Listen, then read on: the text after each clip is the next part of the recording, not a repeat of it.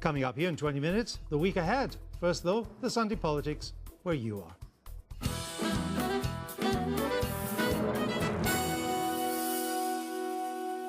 Hello and welcome to Sunday Politics in Northern Ireland. The Prime Minister has been criticised for not paying enough attention to Northern Ireland during this Brexit-inspired general election. Well, I have been personally engaged. I have had contact with both Michelle and Arlene. We'll be hearing more from Theresa May, plus our party leader coverage continues with Naomi Long of Alliance. Where does her party fit into the local picture where orange and green battle lines have been reinforced with positions on Brexit and special status? And with their thoughts on that and more, my guests of the day are Chris Donnelly and Felicity Huston.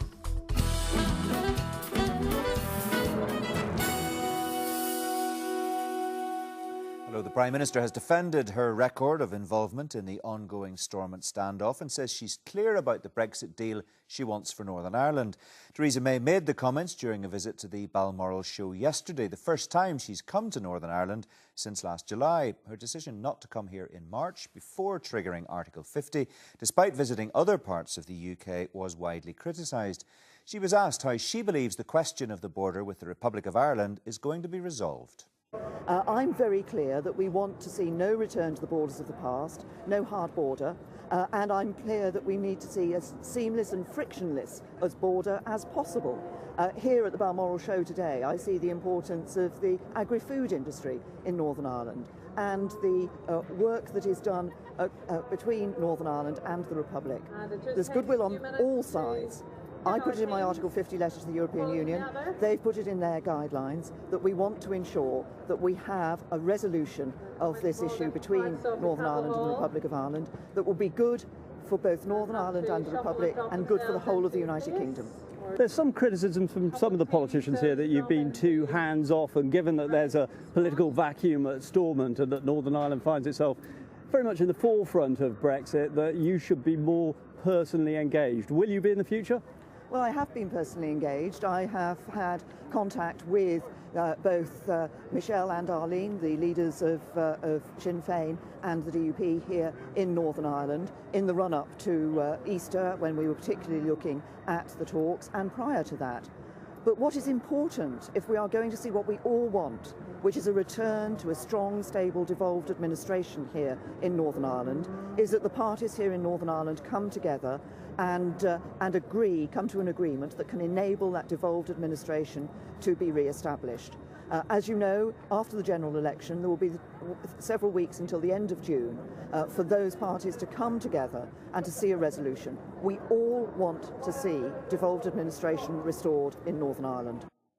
The Prime Minister, Theresa May. Let's hear from my guests of the day, Chris Donnelly and Felicity Huston. Felicity, as far as Theresa May's presence in Northern Ireland at last is concerned, is it a case of better late than never? Well, I think we're very glad to see her here. I mean, she's doing her bit of going around the country. I mean, she's criticised if she comes and she's criticised if she doesn't come. So whatever she does, she's always wrong. And I mean, to be complaining that she isn't involved with the talks. I mean, we're not supposed to be grown-ups by now who should be able to settle our own devolved issues. Should she not have been here before Article 50 was triggered? I don't know if it made any difference. People just shouted and screamed and said, how dare she come, you know, a lot of people. But it just looked like she didn't care about the big issues as far as Northern Ireland were concerned, did it not? I don't know if it was that. I think she just thought there were places that perhaps it was more useful to appear to be, and to say it's just another opportunity for a lot of people to complain. I just wish we would have our own talks, solve our own problems here, and not expect the Brits, the Irish and the Americans to come in when we can't solve it and sort it out for us. Chris? I think from Theresa May's perspective, she has more pressing concerns in dealing with our political difficulties. I think the last Prime Minister was sacked by Brexit, and she's well aware that her political legacy will be defined by how she handles these negotiations. The problem with, of course, her pitch that Michelle and Arlene come to some form of agreement is that it encapsulates the British government's notion that they are a spectator, whereas, of course, they are a central player in those issues that are deadlocking our institutions at the moment. Legacy issues where both James Brokenshire and, of course, the Westminster Committee have now weighed in terms of viewing an imbalance in legacy issues.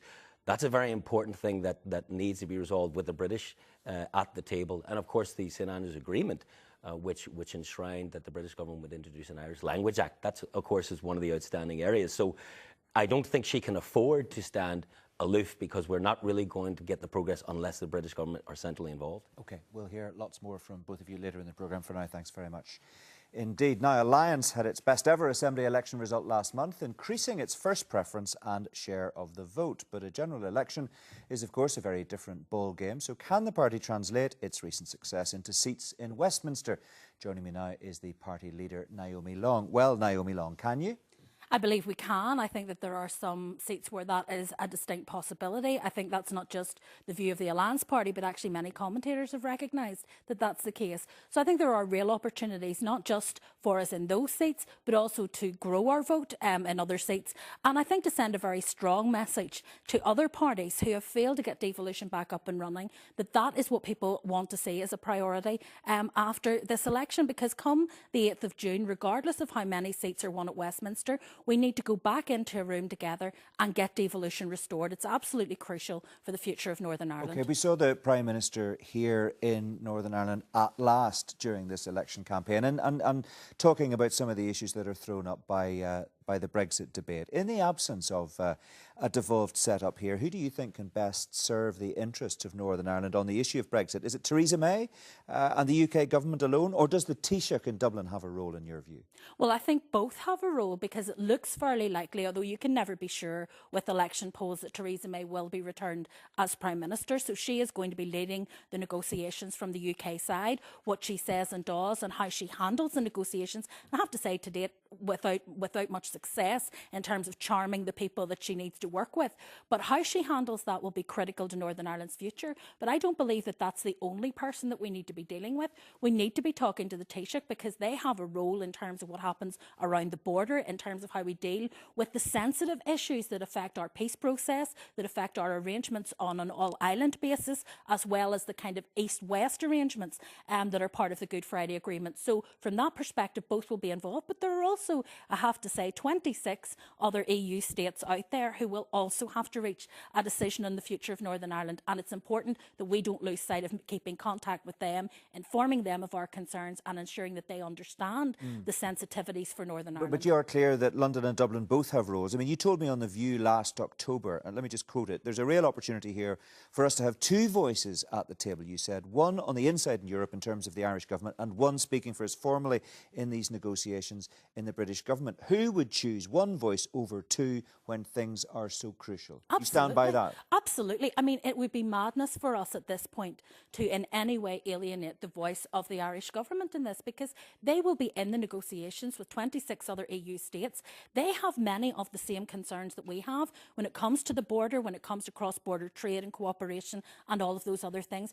It would be insane for us not to find ourselves a way of dealing with them, which is why we've been involved in the All-Ireland Dialogue on Brexit, and we will continue to do that. During the election campaign, because there could be those of a unionist disposition who might be tempted to vote for Alliance, who would agree with Jim Nicholson when he says Brussels should keep out of this issue. Northern Ireland can stand up for itself. Well, I mean, the reality is Northern Ireland, first of all, can't stand up for itself because we don't have a voice at the negotiating table. So this negotiation will take place between London and the other 27 states, one of which happens to be Dublin, which has a vested interest in seeing a good result for Northern Ireland. So you're saying it's just one of the 26? I think it's a practical, I think it's quite a significant part of the 26, given that it's going to be directly impacted, and also that it's one of the most pro-European countries in Europe. They will not want to annoy the Irish and drive them out either. So I think it would be mad for anyone, and I don't think it's about being a unionist or a nationalist. I think it's about being pragmatic and practical in response to what I think are practical issues that we're going to have to face as a result of the Brexit vote. Well, it's interesting that you should take that line, because surely the issue for Alliance is that your candidates in this election campaign could well become piggy in the middle between pro-Brexit unionist candidates and anti-Brexit nationalist candidates. And in first past the post-election system, your traditional voters might choose to desert you. Well, I mean, we hear this at every election, that we will be piggy in the middle. We're used to hearing that. We're not in the middle between unionism and nationalism. We're leading from the front in terms of what we want to do. Part of the reason that people are coming to Alliance is because they are weary of increasingly nationalist, increasingly inward-looking politics, not just in Northern Ireland, but actually globally in terms of how people are responding to the challenges that we face.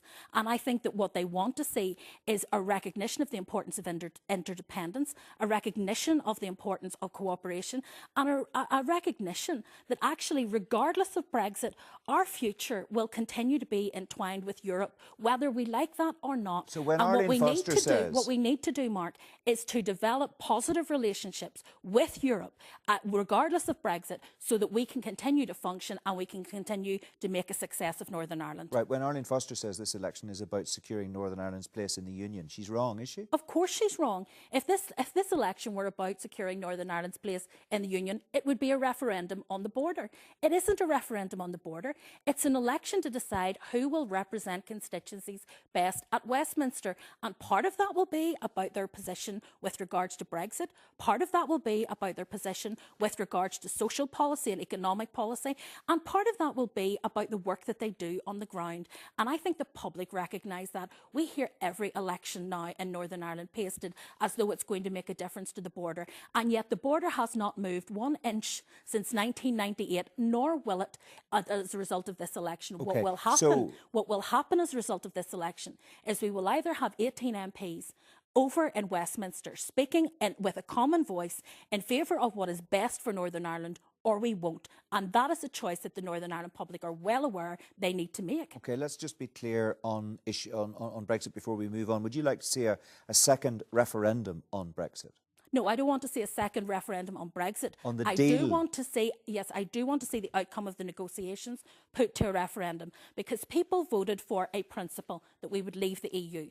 But it was unclear as a result of that campaign exactly which bits of the EU we would completely leave. Would we leave the customs union? Would we leave the single market? Would we, for example, be the Switzerland of Ireland? Would we be like Norway? There were all those debates never answered. So I think it is right and proper that, having made a decision about the direction that we have to take, which is to leave the EU, that we then put the final arrangements to the public so they can decide whether that meets what they actually wanted in terms of their expectations. Just to come back to Northern Ireland politics specifically, you announced your candidates this week saying that a vote for alliance will send the clearest possible message that devolution must be restored urgently. Is that your number one priority as far as this election campaign is concerned, to get that message across? Well, I think there are two things in this election. First of all, we want to stand and say that we are wanting that second referendum when it comes to the issue of the deal that we get in Northern Ireland. We want to send strong voices out there to Westminster to make it clear that we do need a special deal for Northern Ireland. And the second issue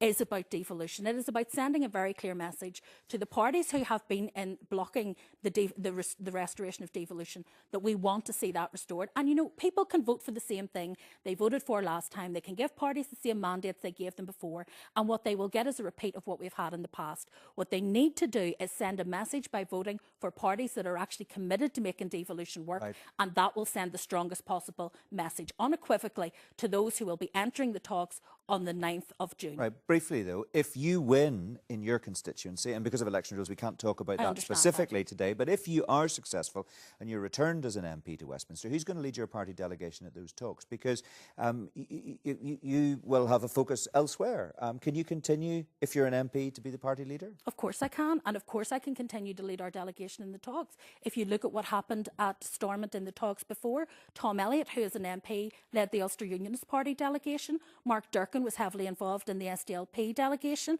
In fact, we had a TD in terms of Jerry Adams there involved in the Sinn Féin delegation. There is absolutely no reason. What if there's a return of the Assembly? Could you continue to lead the party at that point? When I was an MP, I was our chief negotiator. I was our chief negotiator in Haas, and at no point did anybody say I wasn't doing a good job as MP. Yeah, you'd have to give up your seats, of course, in Stormont. That's automatic. That's automatic, yeah. But, I mean, just remind you of what your party colleague Stuart Dixon said in the Assembly back in 2013, and I'll quote him directly: MPs are required in Westminster for a large proportion of the week to vote, scrutinise and provide a voice for their constituents in that place. No person can be in two places at once. Absolutely correct. You're saying you can?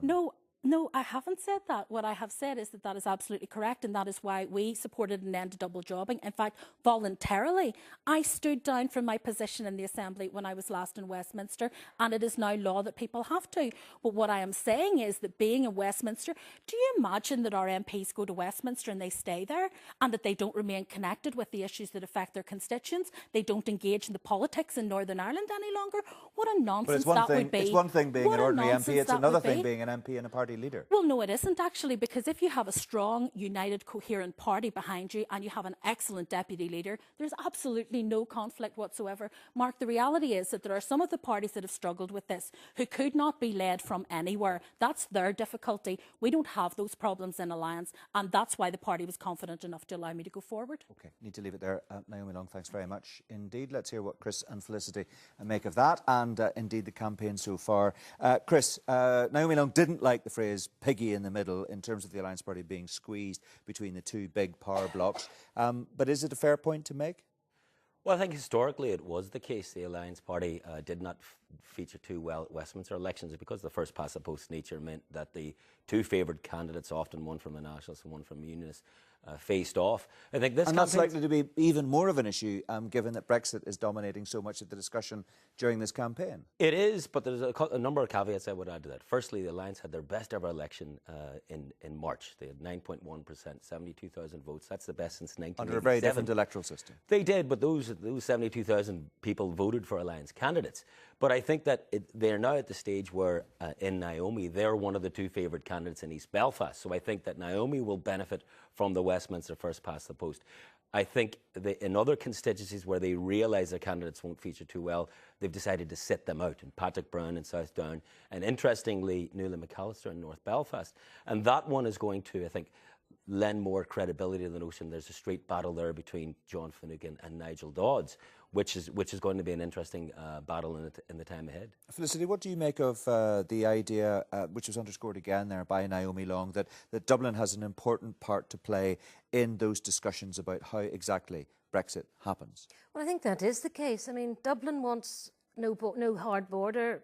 The UK wants no hard border, and Barnier said he didn't want a hard border, so that's probably what's going to happen. There's not going to be a hard border. But are you happy for the Dublin administration to speak on behalf of you in those discussions? No, well, I don't see them doing that. I see them talking about how they want to look after their people. They're not. I don't think they're talking about the people of Northern Ireland. But there are people in Northern Ireland who believe that is the case. Yeah, well, I feel very strongly that that's the case. That's fine. I think, the Taoiseach is elected by people, voters from the Irish Republic, so he's there to do the best for his people. That's his job. That's what he's supposed to do.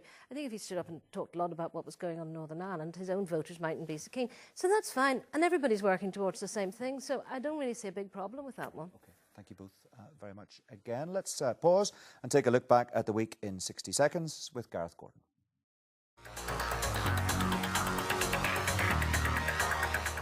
The number of general election candidates in Northern Ireland is down. No more women are standing. No formal unionist pact, but the DUP and Ulster Unionists are stepping aside for each other in two key constituencies. Whilst there's no formal pact, those two very significant moves, I think, will help assist the unionist people to send two unionist MPs back. If the DUP made a significant move in the Irish language, what would Sinn Féin be prepared to do over Ulster Scots? I'm quite open and quite up for doing something in relation to Ulster Scots if there's a demand there for it. I'm quite open to that. I've said that from day one. The EU's chief negotiator on Brexit visited Dublin and warned it will have consequences. Custom controls are part of the EU border management. They protect the single market. Something that Taoiseach seems all too aware of. We know just how complicated and serious the issues are for Europe as a whole and particularly for Ireland.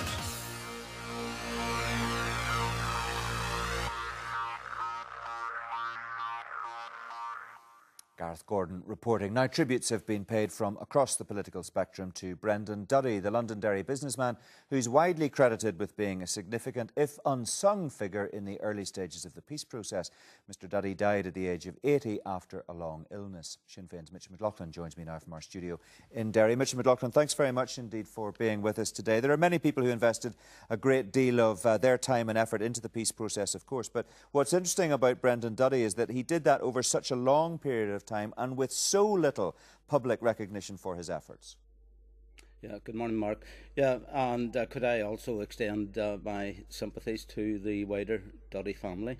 Brendan Duddy was a friend and an acquaintance over a 50-year period, so I had a lot of respect for him, and I wasn't the least bit surprised by his modesty and reticence about going into the details of his involvement in the peace process, which was undoubtedly very, very significant and very helpful.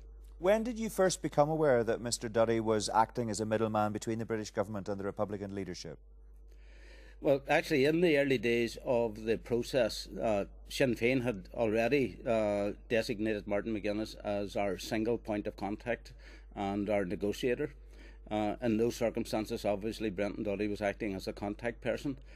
Eventually, I became aware of his involvement when he was seeking to, without success, to contact Martin McGuinness, and he used me as a conduit back to Martin. So his role. Roughly, when was that, Mitchell? I mean, what period are we talking about? We're talking about the early 90s. And throughout that period up But he'd been involved for 20 years, of course, before that. I mean, he was involved in the early 70s trying to persuade the IRA to remove their guns from the Bogside. He was a contact between Margaret Thatcher and the IRA during the 1981 hunger strike. So he'd already put in 2 decades before the point you're discussing. Well, I was, for instance, aware of the messages that were delivered prior to the Civil Rights March on Bloody Sunday, which resulted in assurances that there would be no IRA activity. Now, that was flatly contradicted for many years by the British government. Brenton's role in that particular exchange, where he was working with the then most senior RUC officer in the town, Frank Lankin, who was another, I think, very decent and honourable man, is the background to that particular exchange, but I wasn't involved in any sense in that at all and was unaware of it for many years. Yeah. It's quite a contribution over a 4-decade period, and of course we know as well that he used his own home, in fact, the front room in his own home, as a venue for discussions between Martin McGuinness and representatives of the British government. I mean, for many people that really is above and beyond the call of duty. Yes, it was a remarkable commitment, and there wasn't a conference or a political meeting or a discussion that Brendan Duddy didn't appear at and didn't contribute to, either from the floor or from the platform. So he had a profile as one of the most prominent businessmen in the town. He also demonstrated his commitment to building understandings and exchanges across the political divisions that exist. And, he was quite clear in his own politics, and in later years declared himself, a Republican. He wished to see a united Ireland. In fact, he was the person I first heard using the expression that we should be telling the British to give Ireland back to the Irish. And I think that's a very good solution to the present difficulties that we have as well. Well, it's appropriate that his contribution should be recognised publicly now at the time of his passing. Mitchell, thanks very much indeed for joining us in the programme. Good to talk to you. Mitchell McLaughlin, former Sinn Féin Speaker, of course, of the Assembly. Just a brief thought on that from Chris. We really should be marking the passing of Brendan Duddy on a programme like this. Yes, I think so. I mean, Archbishop Robin Eames said of him that he was somebody who never betrayed a trust. He was defined by his honesty. And I think that's very important given that the role he was to fulfil for decades. I think that he's clearly someone who believed in the power and the primacy of dialogue, not just to end the conflict, but also to ease tensions around apprentice boys parading in Derry. I think Dennis Bradley, a fellow Derryman, put it best. He said that he was one of those people who planted the seeds of the peace that was to come. OK, Chris, thanks very much indeed. That's it from all of us. Back to Andrea in London. Bye-bye.